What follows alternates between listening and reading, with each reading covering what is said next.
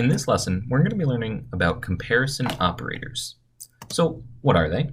Comparison operators perform comparisons between two values, integer values usually, to return a boolean value.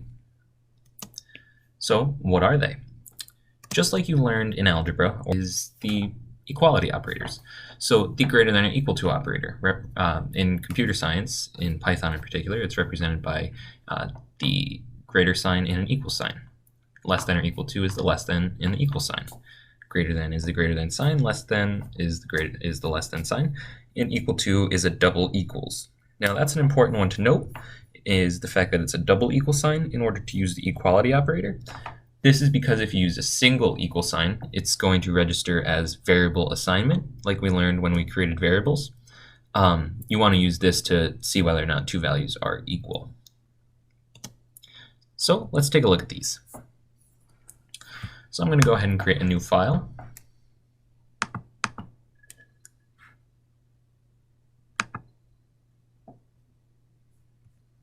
New Python file. We'll call this lesson 8. All right. So I'm going to start by creating a variable called age. And I'm going to kind of expound upon the last lesson's demonstration where we determined whether or not a user could enter a bar. So I'm going to start by actually declaring how old the user is.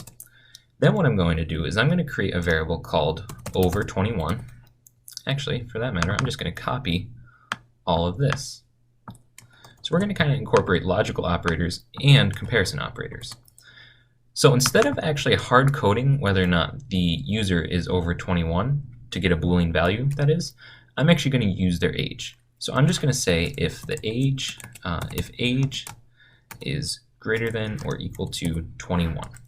So now what Python will do is Python will evaluate this inequality, and it will say if 8 is greater than or equal to 21, which is false, they are not over 21, and thus over 21 will evaluate to false. So I will go ahead and I will run this.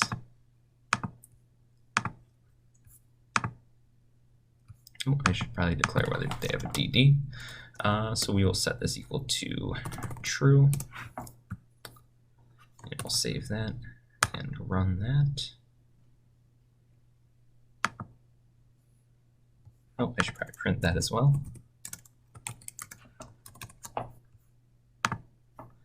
And you see that is false. However, if we set age equal to, say, 21, Python will reevaluate that and set over 21 equal to true. And since DD is true, this whole expression will evaluate to true.